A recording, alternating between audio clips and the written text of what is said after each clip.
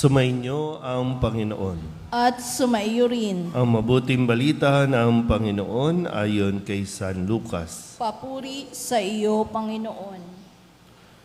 Noong panahong iyon, sinabi ni Jesus sa kanyang mga alagad, "Sinasabi ko sa inyo, mga nakikinig, ibigin ninyo ang inyong mga kaaway, gawan ninyo ng mabuti ang mga napupuot sa inyo. Pagpalain ninyo ang mga sumusumpa sa inyo. Idalangin ninyo ang mga umaapi sa inyo.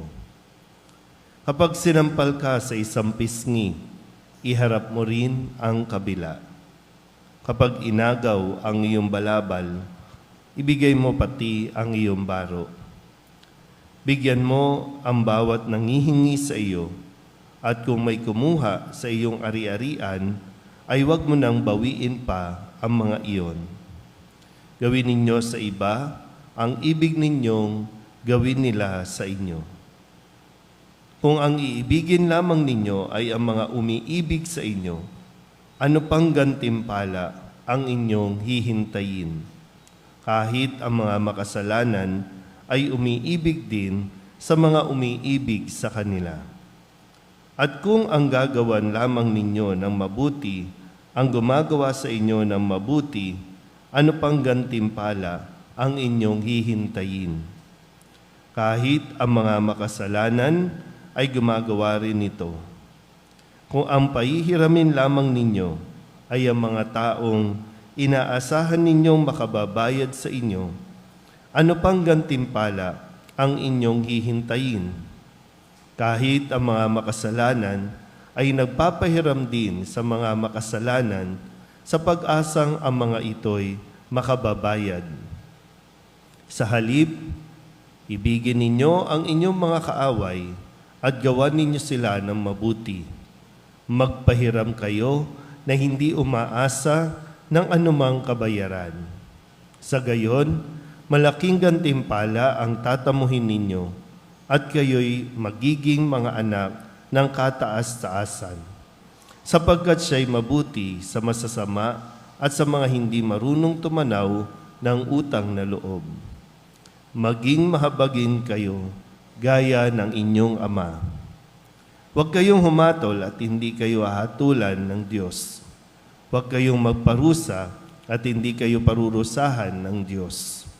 Magpatawad kayo sa inyong kapwa at patatawarin kayo ng Diyos. Magbigay kayo at bibigyan kayo ng Diyos, hustong takal, siksik, liglig at umaapaw pa, ang ibibigay sa inyo. Sapagkat ang takalang ginagamit ninyo sa iba, ay siya rin gagamitin ng Diyos sa inyo.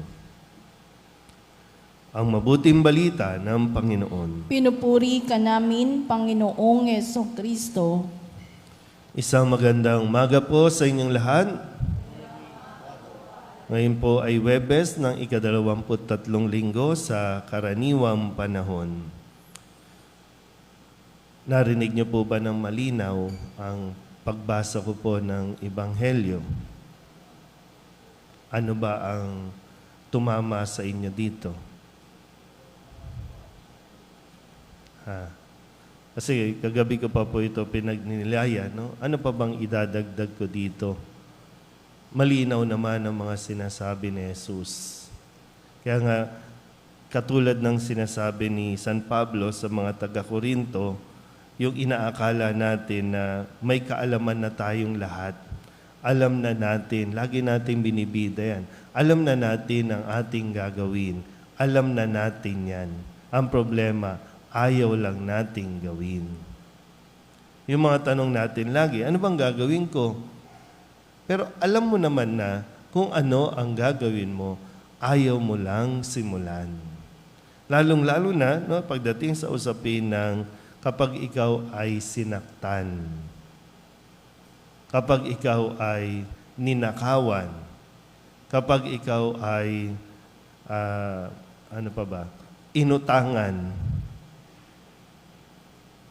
At itong mga bagay na ito yung mga hindi nagpapatulog sa atin. Ito yung mga damdamin natin na hindi nagbibigay tuloy sa atin ng kapanatagan.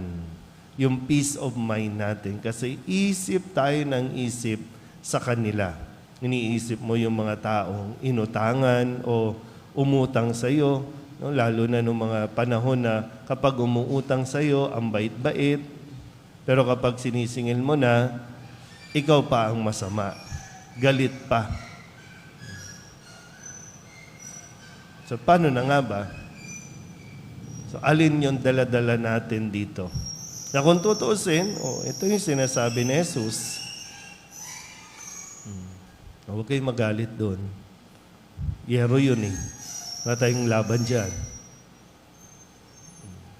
Pero hanggang kailan nga natin? Parang sige, okay. Naintindihan na natin na nasaktan tayo noon, matagal na panahon na, pero hanggang kailan nga natin to bibit-bitin? Hanggang kailan mo yan kikim-kimin? Hindi mo na makita yung tao na nanakit sa iyo. At ang pinakamasakit din, di ba? Kung sino pa yung pinakamalapit sa iyo, yun pa yung gumawa ng hindi maganda sa iyo. Akala mo lang, wala na, pero tinabunan mo lang. Pero kapag nagkita, doon matitrigger yung sama ng loob, yung galit. So ngayon, alam mo na ba talaga? So iproseso natin to. No? Kasi ito yung, kumbaga, pangaral ni Jesus na nagpapaalala sa atin na ganito ang pagiging Kristiyano. At hindi madali maging Kristiyano. Hindi naman sinusugarcoat ni Jesus yung pagiging Kristiyano para lamang dumami yung mga gustong sumunod sa Kanya. Hindi. Kaya nga sabi, di ba? Pasanin ang krus, ibigin ang kapwa, ibigin ang kaaway, ipanalangin ang mga umuusig. Ang problema natin, di ba? Ang kadalasan natin ginagawa, kinakalimutan lang natin yung tao. Hindi natin ipinagdarasal yung tao. Huwag din sana tayong umabot sa punto na sana mamatay na siya. Yung panalangin natin. Hindi ganun yung panalangin na hinihiling sa atin na gawin natin sa mga taong umaaway sa atin, umuusig sa atin, napapahirap sa atin. Ano bang gagawin natin sa mga patuloy na nagnanakaw ng pera ng bayan? Magagalit na lang ba tayo habang buhay? Lagi naman natin, di ba? Minsan may pagkakataon naman para maituwid natin yung pagkakamali, kaya lang tayo pa rin naman ang gumagawa ng ikakasamaan natin. Tayo pa rin naman ang pumipili ng mga taong mananakit sa atin. Akala lang natin wala silang ginagawa sa iyo. Kasi ang iniisip natin, yung literal na nandiyan dyan sa tabi mo, yun yung sasampal sa iyo. Pero yung nagpapalugmok sa kahirapan, hindi natin to pinapansin. Pero ang panawagan ni Jesus ay ipagdasal natin sila. Yun ang pagiging alagad ni Kristo. Yun ang pagiging Kristiyano. Na mamumuhay tayo sa pag-ibig, hindi sa galit. Amen?